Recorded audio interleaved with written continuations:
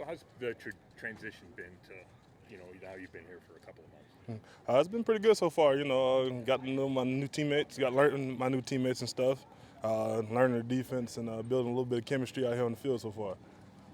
What was your reaction when Za'Darius became your teammate again? Super excited. Used to joke about I'd be joking with him. I'm like, he was gonna miss me that much. He had to come follow me out here. So, super excited to have Z back out here with me. And how do you feel about him kind of joining you occasionally on some of those inside snaps so far these 2 days? It's gonna be super exciting. I guess because like it's some of the similar stuff we ran last year in Minnesota together, with me and him running games and stuff together, and it's like the chemistry's already there between me and him. Dalvin, I know it was a few weeks ago now, but how did you hear about the trade? Kind of take me through where you were and how you first heard the news and everything. You always hear rumors and stuff, and I hope it's a real rumor with this one. I remember I was at home on my computer, and somebody texted me, like, we got Za'Darius. And I was just super excited. It was like, yeah, we're gonna make some crazy stuff happen with this front up front. And then just knowing everything he went through last year with the injury, how much do you think that he talked about it? But as somebody who knows him and watched him play, how much do you think that hindered him down the stretch of the season? I felt like Z's a super tough person, and he just kept fighting and just kept playing some great football throughout the whole season. And as long as he stays Z, I feel like he'll be fine no matter what. You guys are out there and you are in the defensive line, the drills, you guys are competing and you're getting a little chippy out there and competitive. What can that do for you as you guys are working to build that chemistry and really development for the younger guys too? I feel like if you don't have that, you're not going to build the chemistry all along. But with the younger guys, we just bring them in as little brothers and stuff and just teach them the ropes. And we all just keep working that chemistry and just having fun out here is the biggest thing. So as long as we're having fun together, sweating together, and grinding together, the chemistry is going to come along great. Do you see them responding to that with maybe extra motivation when they win one of the matchups? Oh yeah, most definitely. When you win a matchup, everybody get to talking junk and everything, and you want to re-challenge somebody, and then just it keeps going back and forth, and I feel like it makes you better as a player too because you're going your hardest every single rep. Speaking of practice, Dalvin, how tough is it to not have pads on? Coach talked about you got to fight the contact, and he mentioned the offense and defensive line, how hard it is for you guys. So as a player, how tough is it? It's super tough up front because everything we do is all about physicality, and up front it's just you got to slow it down a lot and just focus on your steps and your hands and the small details, but you don't have as much time to focus on in the season when you get pads on. Obviously, after tomorrow, you guys break, but you guys will be going down to the Greenbrier. As a veteran player, what does that mean to get away from here to kind of come together as a team and take that trip in training camp? How beneficial do you think it will be? It's super beneficial just because it's just you and your teammates. I feel like you bond on a whole new level, and it's all football. You might have to be eating lunch, and the young guy might be asking about different plays and schemes or how you play this play or this technique and stuff like that. So I just feel like you get that little bond before we get to come back here and just make us a better unit up front across the board. Knowing how Jim Schwartz uses his defensive line, crashing in, does that get you maybe a little bit more excited to get the pads on and to ramp up into training camp, knowing that is waiting for you? Oh yeah, most definitely. It's just being a big, powerful guy. When they just tell you to go and explode off the ball, you get to use your weight to your advantage, I guess, at that point, and get to use all your power, and you don't have to just sit there catching blocks. Super excited, and I can't wait for it. How amped up do you get when you hear a defensive coordinator say he wants his D tackles to be Ferraris, not dump trucks? Ah man, yeah, you'll never hear that. So super ramped up for it, and like I said, I can't wait to get pads on in training camp, and I'm super excited for this season. Does it feel to you like it's going to be a big change in systems from what you've been used to, what Jim wants to do up front? Most definitely, just because I feel like with the systems I've been in, some of them been attack fronts, but it's just a different type of attack defense. And I feel like this one is just the most aggressive as they get. And just as a defensive lineman, to be able to use all your power and explosiveness every single play is like a dream come true. What's kind of his one overarching message to the D lineman, how he wants you guys to play? Just play fast. We'll rotate if you get tired, but every play give it 100%, no matter what, and just make sure we're running. To get to the ball, and cardio is going to be a big thing for everybody. I asked you about the competition between the defense, but yesterday practice ended with some chippiness between the defense and the offense. For you, what does that look like? I mean, how much does that play into your game and getting you excited to see these guys getting chippy out there with each other? Oh yeah, I feel like that's just the team building process right there, and it just makes you that more excited with football because when we get chippy in, we all competitors out here, and we're gonna compete every single play. And I said the competitiveness is gonna make us better as a team, and each player better each play. What have you learned about Obo since you've been around him?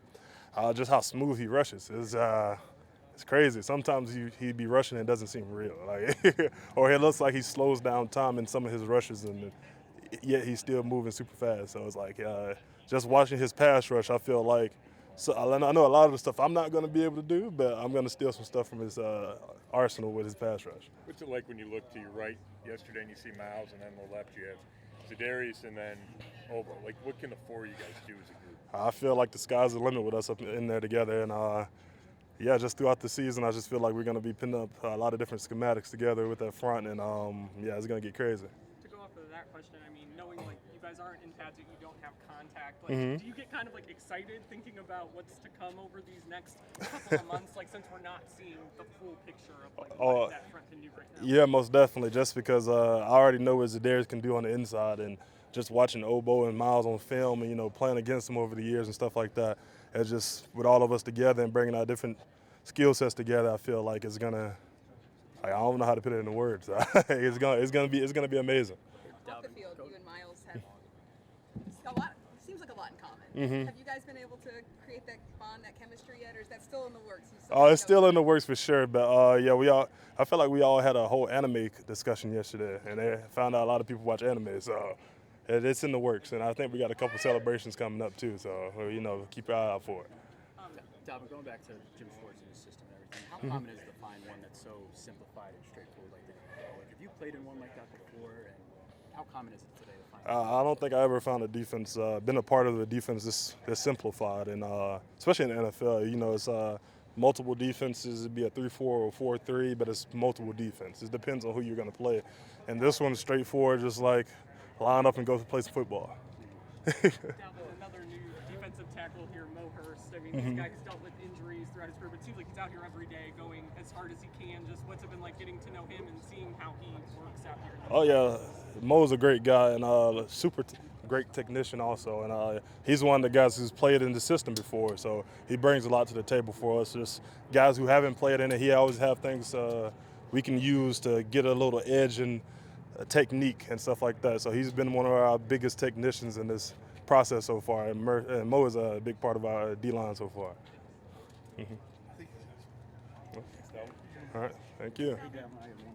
All right. Have you ever seen a defensive coordinator kind of put himself right in the middle of the field during drills like Jim Schwartz has done on 7-on-7 and standing by the center and everything? Oh yeah, I had a few over the years, but Coach Schwartz takes it to a new level. I feel like I feel like sometimes he might be the 12th man on the field.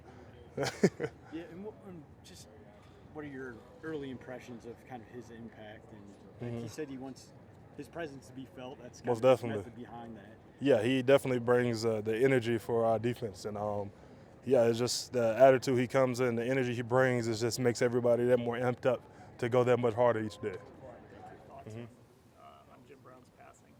Yeah, that was, obviously heartbreaking, for the organization. He, really meant so much to the organization and the city of Cleveland. And really, we watched a little video today that Coach Stefanski put out there. And just for, sports and social justice and all those things, for his whole life, really. So he's been around the team since I got drafted. I remember he'd fly with the team when I was young, when he was a little bit healthier and stuff. And we got to see him a little bit last year. But, he lived a full life, and it was obviously, a sad day. Do you remember meeting him for the first time or anything like that? Not vividly. I mean, obviously I was like, oh my gosh, that's Jim Brown. You know what I mean? But I don't remember the first conversation. But he was so open to talking to guys and to just having a conversation. If he was sitting at dinner or after a meeting or something like that, you could really ask him any questions you wanted. And he was there just to try and help, the team out or guys out however way possible. Did you happen to watch the Sports Award show, Joel? Was before the Super Bowl? Thursday night. Oh yeah, I was there. Yeah. Oh, okay. Oh, you. Yep. because they showed Jim Brown on camera, and it was shocking how they deteriorated. So did you see? I saw him there. Yes, he was.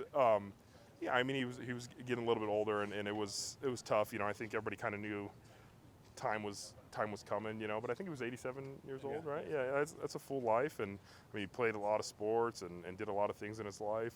But yeah, I did get to see him there, and at least say hello. Joe, kicking around some ideas on how to best honor him. Do you have any thoughts on what you'd like to see happen? I haven't truly thought about it. I know they'll come up with something good. Probably like a jersey patch or a helmet thing or something like that. Maybe something on the field. I'm sure they'll find a good way to honor him and hopefully win some games. I think that'll be the best thing possible, right? Like win some games and have a really good season for him. Joe, when Watson came in last year for the 6 games, it was a big adjustment for the offensive line in particular. He'd run into sacks on occasion. It was a whole different world. Can work be done here on easing that, or you have to wait till training camp? There's definitely work. You can always do some work. I think you get more plays in the structure that Deshaun feels comfortable with, that we can feel comfortable with. You go, even when he was here for last year's training camp, you take 10, 11 weeks off in the season, you work with another guy like Jacoby. It's a different world for him. So I think there's time. I think timing with the receivers, all that stuff adds into protection and stuff. It all works together. There's 11 guys on the field. And so I think there's a lot of things you can work on here. But I think training camp's when it really gets ramped up, when you have guys, flying in front and having to move in the pocket a little bit. I think he's always going to try and make plays with the legs and extend plays, and that's what makes him special. You saw against the Commanders last year when he did that a few times and really, made those big plays. He's the most mobile quarterback, I assume, that you blocked for this will be your 10th year, right? I don't know. Hoyer was pretty fast. I'm just kidding. Yes, he was.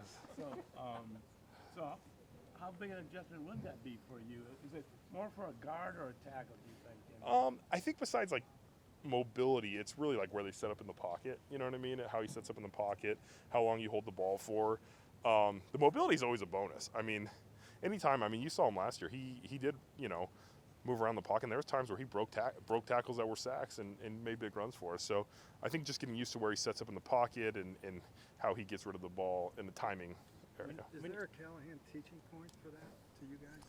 Yeah, just know where he's at. If he sets to 10 yards, like our tackles need to realize like we have to get a little bit more depth and stuff like that. So we're kind of filling it out right now, getting the film on it. So when it comes to training camp and games, we can kind of realize where we set. And I think he does set a little bit deeper than Jacoby did. When you look at the Browns record books, Nick Chubb's getting up there, and after games we'll see notes like he's the first running back since Jim Brown to do this.